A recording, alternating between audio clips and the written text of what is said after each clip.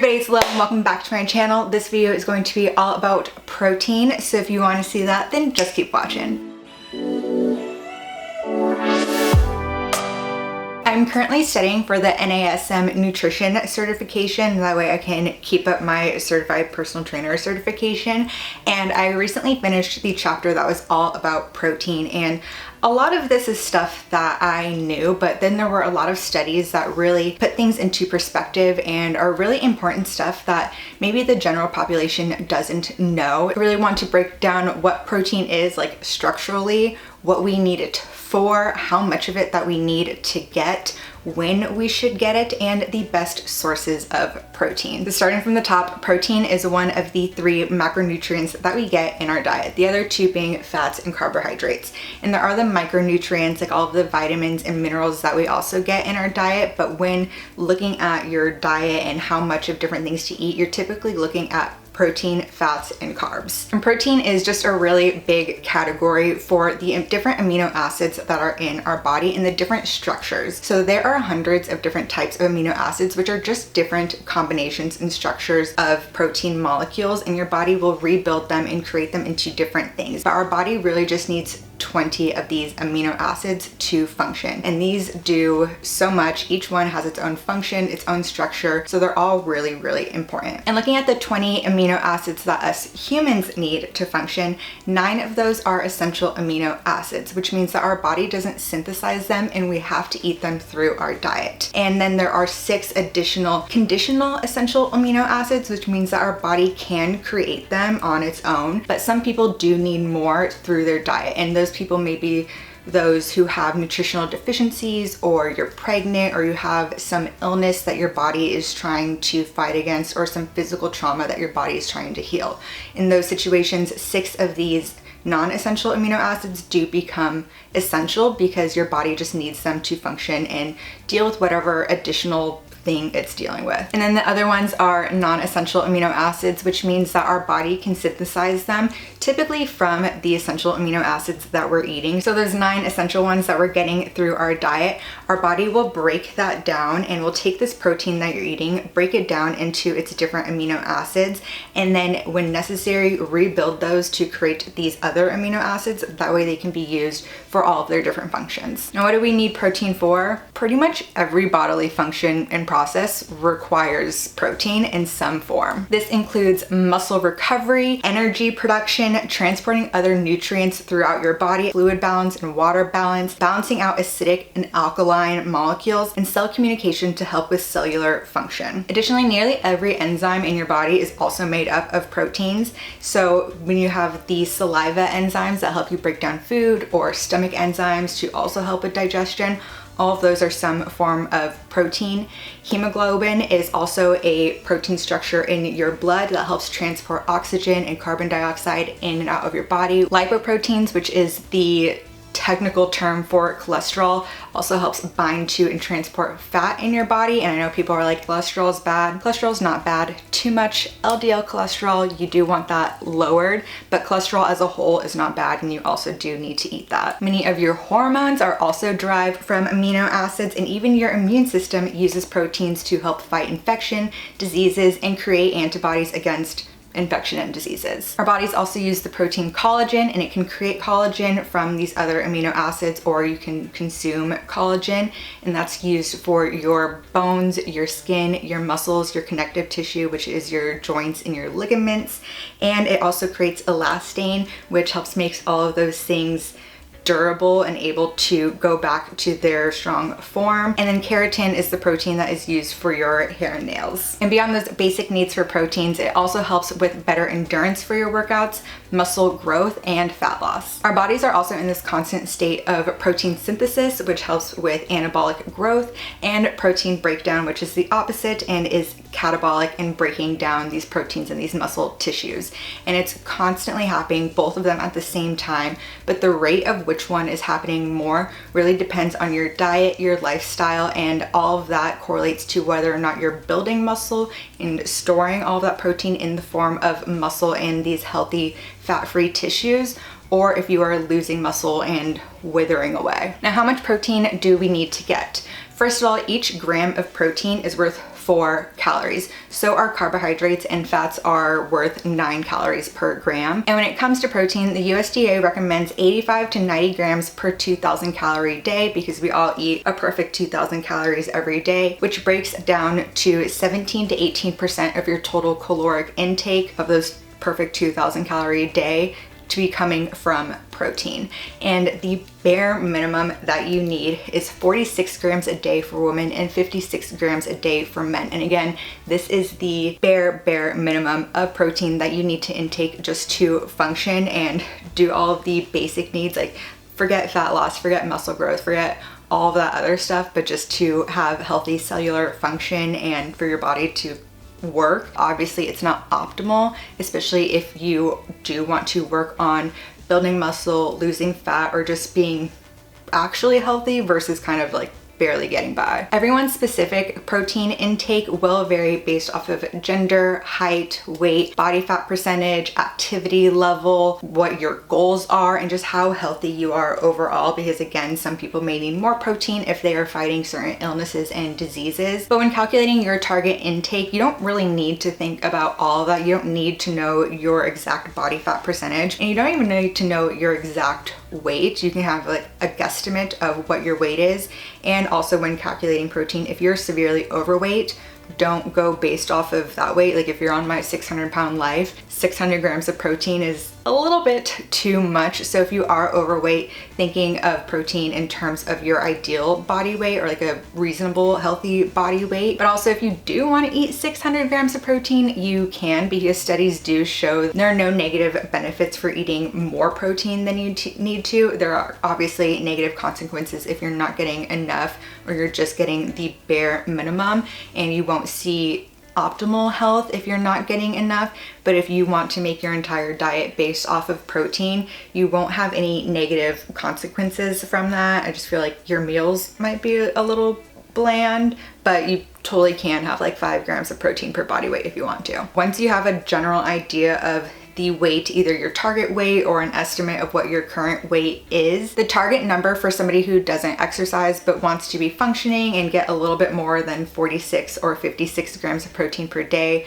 are 0.8 to 1.2 grams per kilogram of body weight. And for us pound people, that comes out to 0.36 to 0.55 grams of protein per pound of body weight. Don't go any lower than that. If you are somebody who is active or has muscle growth goals or fat loss goals, or just wants to be healthy or not just do the bare minimum when it comes to protein, studies show that 1.2 to 2 grams per kilogram of body weight is a good range. Right in the middle is 1.6, which is a good number to see an increase in fat-free mass, which means more protein, less fat. And again, for us pound people, that comes out to 0.55 to 1 gram of protein per pound of body weight, with 0.72 being right in the middle. Of course, being on the higher end of that spectrum or even beyond that is important if you are an athlete that's training for a sport, or you are doing a lot of running, like you're endurance training for a marathon, or you're an intense bodybuilder with years of experience and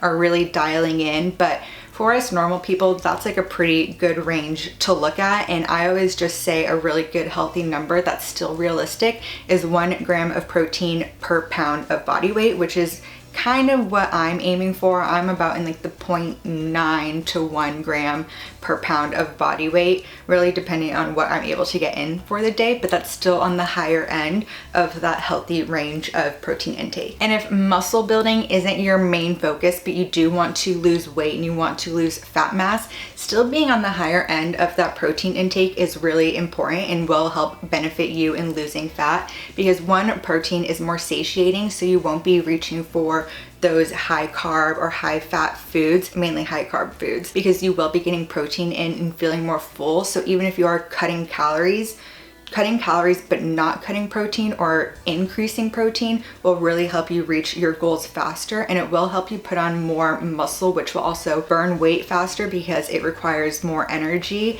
and you'll just feel better. And even if your weight doesn't change, your body composition may change, which will help you look better too. When to get protein is an important topic, because there are a lot of people out there that say that your body can only absorb so much protein in one sitting, so you need to break it out to a bunch of different meals, or that you you have to have protein right after a workout, but studies are actually showing that the time that you get protein doesn't matter as long as you're reaching a healthy protein intake and as long as you reach that goal for the day. So with my goal of being 120 grams per day, I can eat that all at once in the morning. It'd be a lot of food and I probably wouldn't actually be able to do that.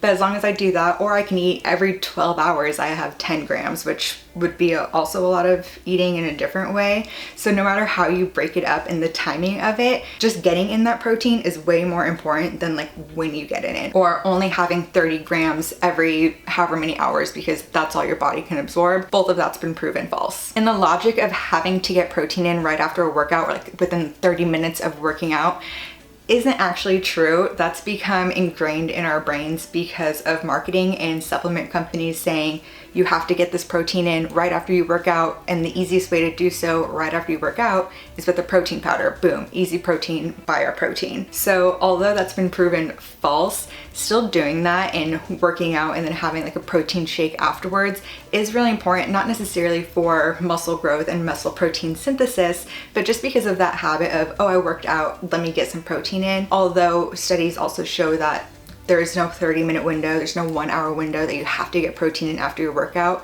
Your muscles will actually absorb more protein up to 24 hours after a workout. So you can have this protein shake like 3 hours later.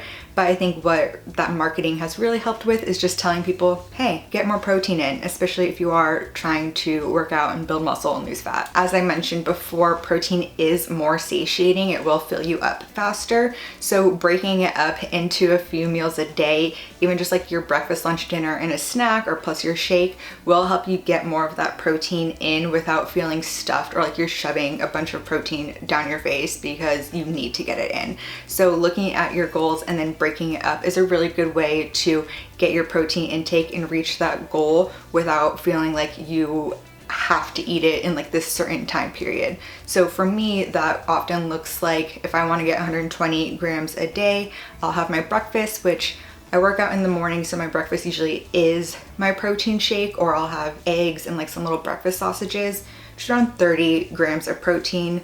For lunch, I'll do like a salad or a daily harvest bowl, but I'll add in some chicken or salmon, or I'll just do like tuna and make like tuna and crackers, and that can easily be another 30 grams of protein. So that's 60 right there. You can do a snack of like deli turkey and cheese, or some cottage cheese with tomatoes, which is another easy 20 grams of protein.